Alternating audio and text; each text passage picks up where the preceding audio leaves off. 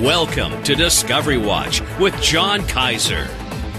I'm Jim Goddard. Welcome back to the show, John. Jim, happy to be back on the show. John, NV Gold touched a high of $1.22 just over a week ago, but has since dropped in half. Did their deep hole across the valley from Twin Creeks disappoint? Jim, it's too early to say that the deep hole number 6, the deepening of it, has been a disappointment yet. What they did do was announce on Thursday that they had stopped the hole at a depth of about 860 meters after deepening it from 477 meter depth of the original hole. It was stopped because it hit these igneous rocks interpreted as possible mafic lava flows, which is probably ocean basement rock on which the carbonates sat before the whole works ended up being shoved eastwards, or the upper plate rocks shoved on top. But when you hit these types of mafic rocks, it basically means the prospective rocks for a Carlin type mineralization, it's over, so you don't want to waste any more money going deeper. But that's not what really disappointed the market. We've already heard about the sulfides in the rocks. What disappointed the market was the company's acknowledgement that maybe these carbonates, and they look like dirty limestones, the kinds of rocks you want for Carlin type deposits, may not be the Comus formation that they hope they have.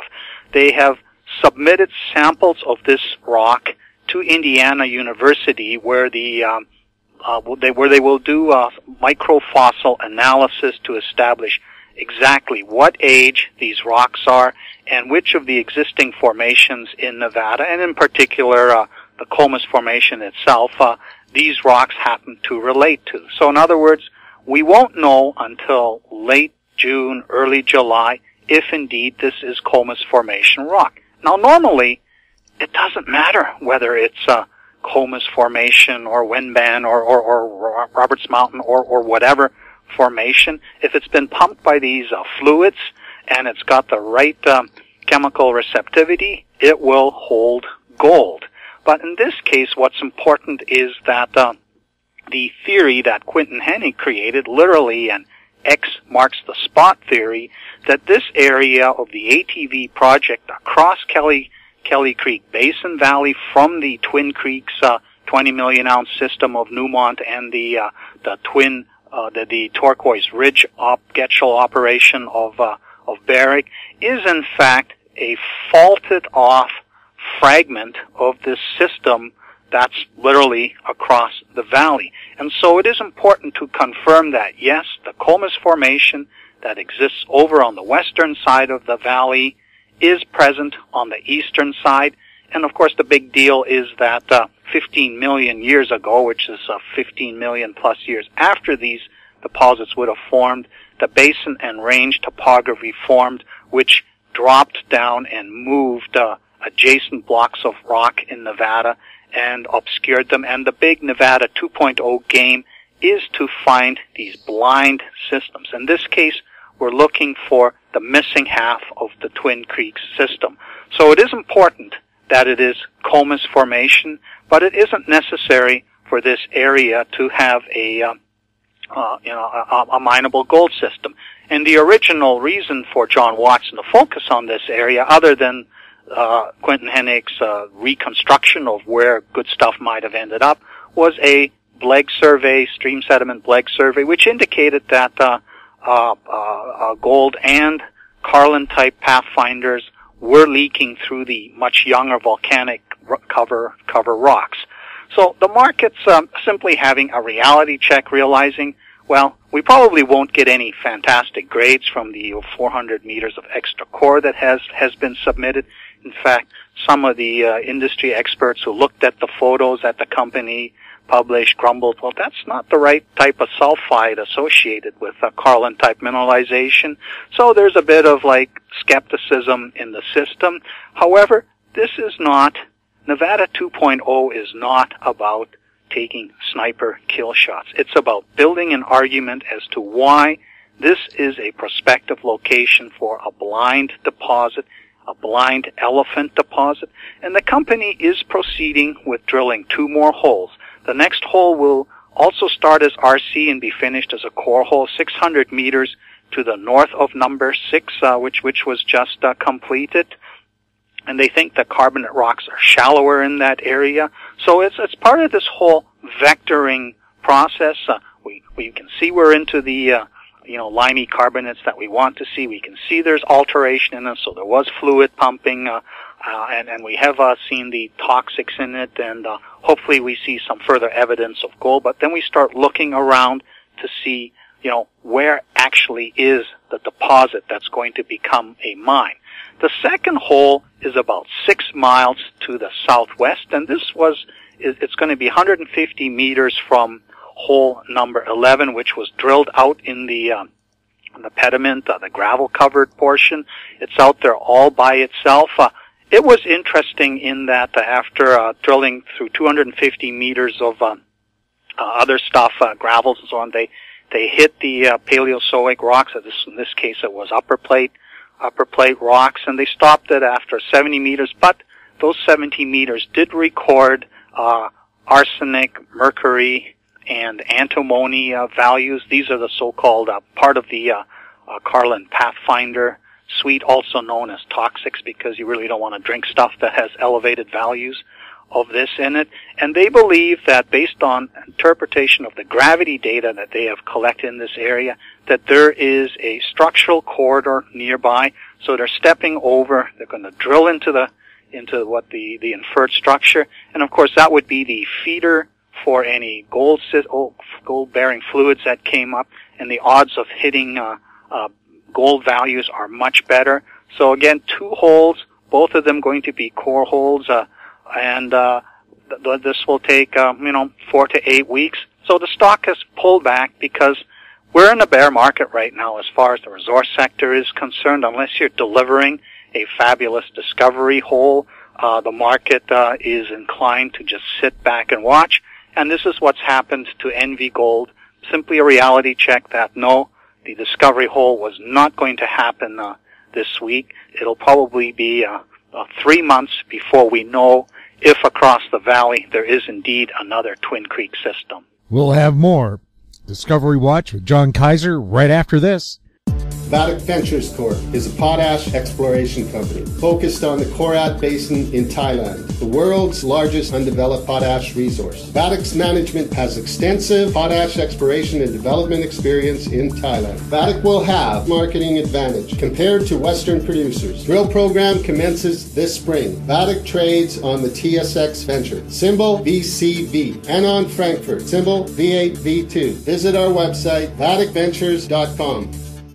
Avon Resources Limited is a gold exploration company with significant projects in British Columbia, Saskatchewan, and the Yukon. Trading on the TSX Venture Exchange, symbol ABN, and the pink symbol ABN-AF. Surrounded by world-class gold deposits and mines, Avon's 23,000 hectares Forest Kerr Gold Project is located in the heart of the Golden Triangle in northwestern BC. For more information, visit us at avonresources.com. Welcome back. We're chatting with John Kaiser. John, the market seems to have lost interest in the Chichu intrusion play southeast of the Eleanor mine in Quebec, but Azimut exploration is holding up better with the Sirius resources. Why is that? The 2 juniors that I follow closely in this part of central Quebec are Azimut Exploration, which has a just under 27% stake in the Eleanor South project, and Sirius Resources, which owns 100% of the northern half of the Chichu intrusion.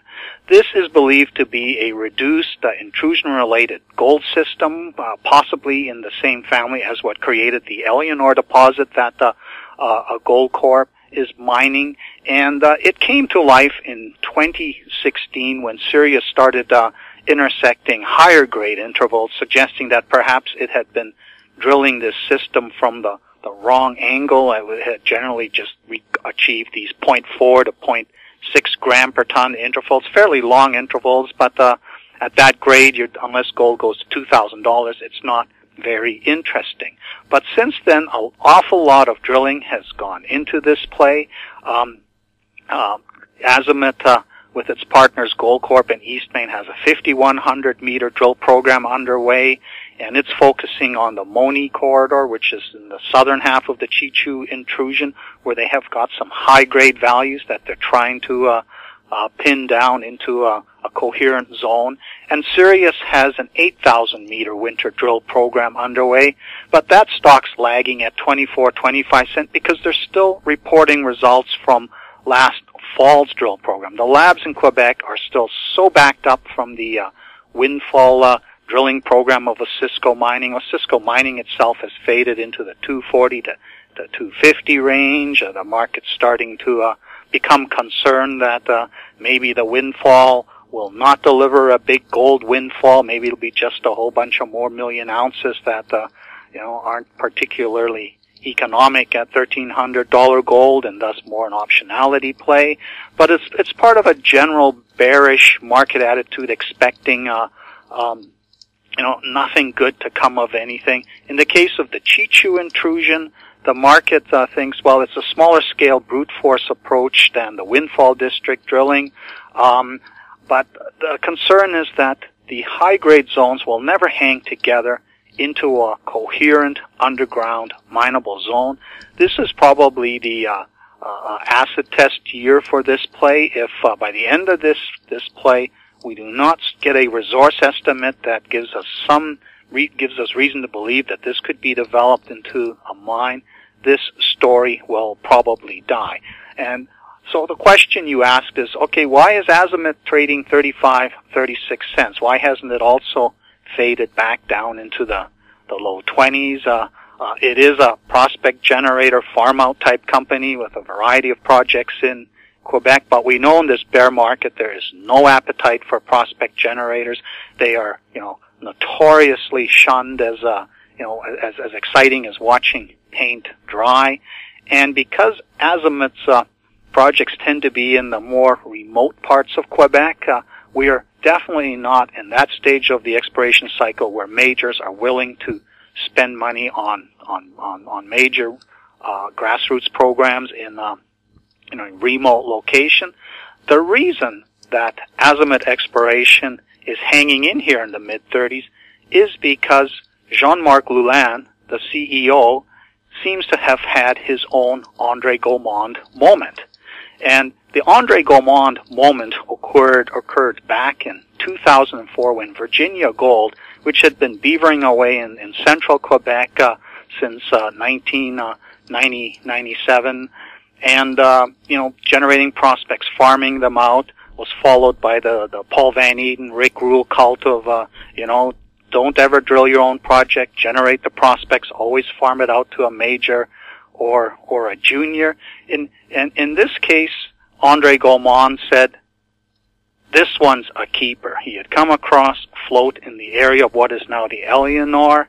He ended up getting a sell recommendation out of Paul Van Eden because he dared to buck the rule about never drilling your own project, always have somebody else spend that money. He went ahead and drilled it, and the stock went from whatever 80, 90 cents where it was trading as one of those prospect generator types, eventually being taken out by Goldcorp for $16. Major home run. In this case, Jean-Marc Loulin, who has been pretty religious about not drilling any prospect himself, has also decided to buck the rule. And the project where this is happening he now calls it Chromasca, and it's to the west of that Eleanor area. It used to be called East Main West. It's about 35 kilometers from the Wabuchi lithium project of Nemaska Lithium, which has just raised just under $100 million from SoftBank, Masayoshi Son's company, and it's in a very good infrastructure location. There's power lines from those big hydroelectric reservoirs coming by. There's roads servicing that area, partly to service the hydroelectric dams. And this project, they generated it back in 2004 based on their big data analytics, where they find these gold anomalies in the stream sediments that are reported through these government surveys and the assessment work, surveys, and they do, Jean-Marc Louan has this proprietary technique for teasing out patterns which fit various models. And IM Gold had even looked at this area and done some work and found some chromite boulders, but didn't really care about that. They gave the project back because the gold potential didn't seem to be adding up too much. But it turns out that after further work done by Azimuth, that they have a 4-kilometer coinciding gravity and magnetic anomaly where they've prospected it. They've come up with chromite values above 30%, and they are going to drill 3 holes over an 800-meter segment of this system. Jean-Marc Louan thinks it's a dead ringer for the Blackthorn chromite deposit that was found in the Ring of Fire by Free West back in 2007, which Cliffs ended up buying for $200 million and drilling off into a 100 million ton plus system of 30% plus chromite. You know, fantastic deposit. Most of the world's chromite comes from South Africa, Kazakhstan, India, and Turkey. This would have been a North American source. Cliffs came up with a $4.4 billion plan to develop it, and that didn't even include the ferrochromium smelter needed to convert this into chromium. But they had a vision of becoming a turnkey supplier of all the key ingredients for steel making, which is why they also did that deal with FPX Nickel on the Dakar Nickel project. They ended up getting blown up. They ran into problems in the Ring of Fire because the First Nations proved to be difficult, and then when iron ore prices collapsed and some hedge fund got caught offside, they kicked out management and got rid of all these assets. The Black Thor sits inside of Noront right now, which continues to try and advance development of both its nickel project and its chromite project in that area. But Quebec is a different kettle of fish in the sense that the attitude in Quebec is we would like to have a chromite mine, a chromium smelter in our province. We have the surplus electricity, and Azimuth itself, it's a fairly well-held stock. Quebec institutions own a big chunk of it. So Jean-Marc Louan said, you know, I need to spend this money from my own treasury, even if it gets some of my shareholders angry because I'm not farming it out to somebody else. Because if this is indeed a chromite system similar to Blackthorn, we have the beginnings of a major discovery. So this drill program will start in the next week, probably take 4 weeks. He's not going to give us any visuals on this. The things that he wants to see is he wants to see, you know, a 20 to 40 meter thick minimum horizon of massive chromite stuff that runs 25% or better. The one consolation outcome could be thinner horizons with lower grade chromite, but with elevated platinum group metals in it. That could be a consolation prize. And the negative scenario is that what they are seeing on surface is just a thin edge of very thin horizons that are massive, but aren't a big coherent body like Blackthorn itself. It's a nice target. If it is, as he thinks it is, the system on its side, a whole bunch of EM conductors to the west of it could end up being the feeders to this sill-like body that could host nickel copper deposits similar to the Eagle's Nest in the Ring of Fire. That could be a bonus type of a story for it. So shareholders have started hearing about this story in January. They like it. The stock's not going to take off until we get confirmation, but this is definitely one for Discovery Watch people to keep their eyes on.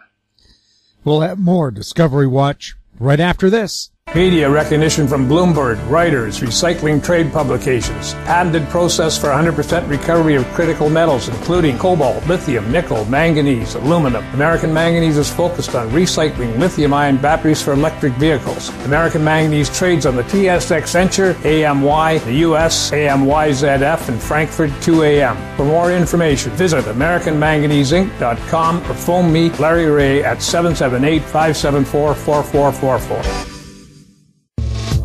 I'm Brian Fowler, president of Blind Creek Resources Limited, listed on the TSX Venture Exchange, ticker symbol BCK.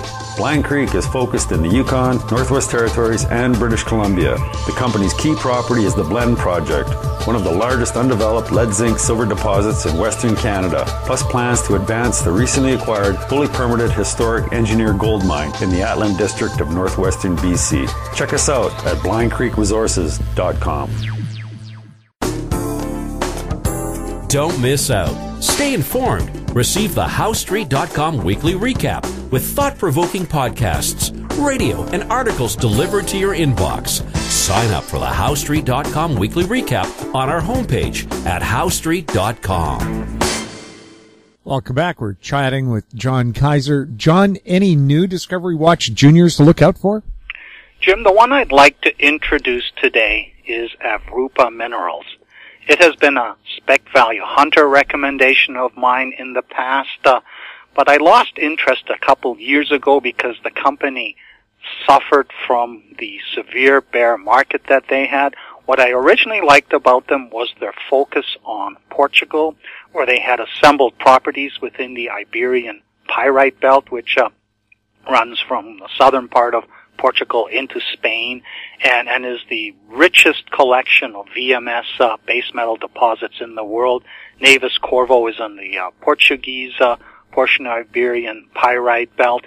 But the company ended up suffering from two things. One, the deals they were able to strike left them with small interests, 15%, 20%, and in order to fund the operational overhead of a prospect generator farm-out type company, they ended up doing a series of financings at ever cheaper prices with these multi-year warrants attached, and they ended up having this like 40 million plus warrant overhang.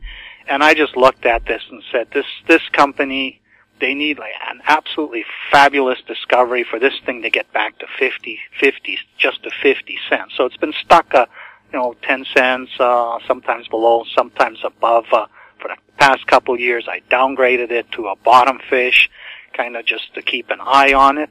But there's been several developments in the last 3 to 6 months which suggest that this company is turning the corner, has survived. The thing that we should be watching for a discovery right now is the Alvito project.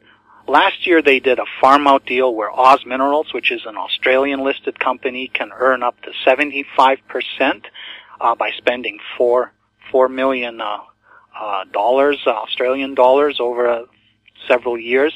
That's not a particularly strong deal, but this is a fairly large property with a copper geochemical anomaly that has been interpreted as a setting for an IOCG type deposit, iron oxide copper gold system, of which of course Olympic Dam is the world's most famous example.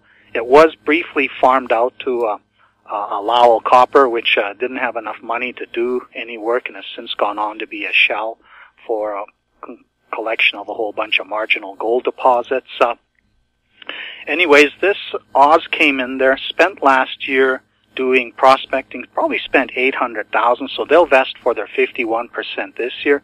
They have a 2,100 meter drill program undergoing, starting around shortly, maybe possibly this week even, and they will be targeting these high-grade structures that they've inferred from geophysics that are related to the sparse outcrops where they have found high-grade copper. They do not know what the system is. It is a conceptual model.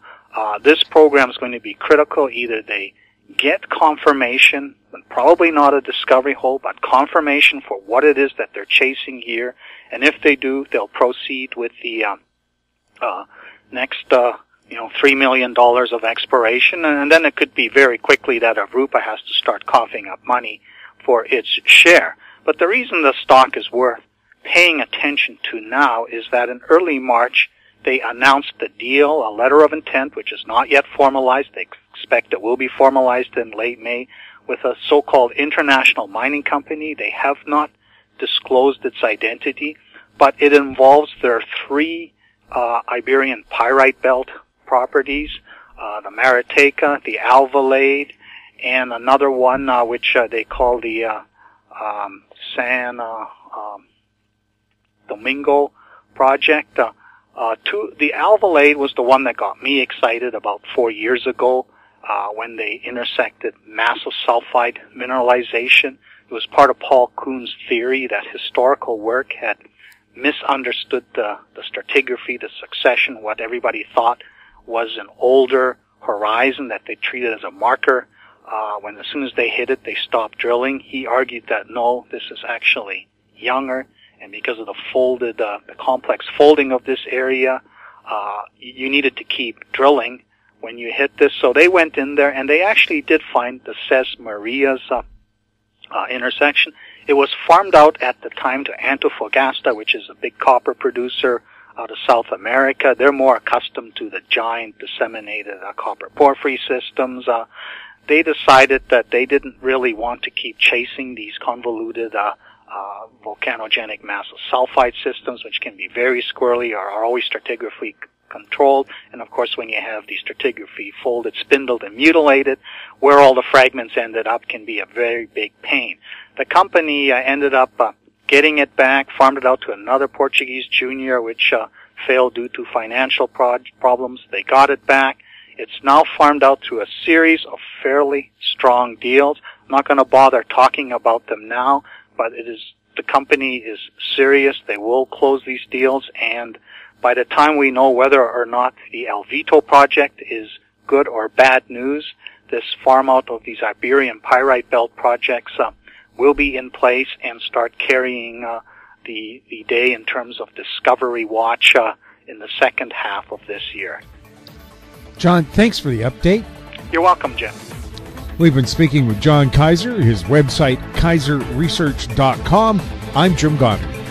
Comments made on Discovery Watch are an expression of opinion only and should not be construed in any manner whatsoever as recommendations to buy or sell any financial instrument at any time. Archived online at howstreet.com. Discovery Watch is a production of How Street Media Incorporated.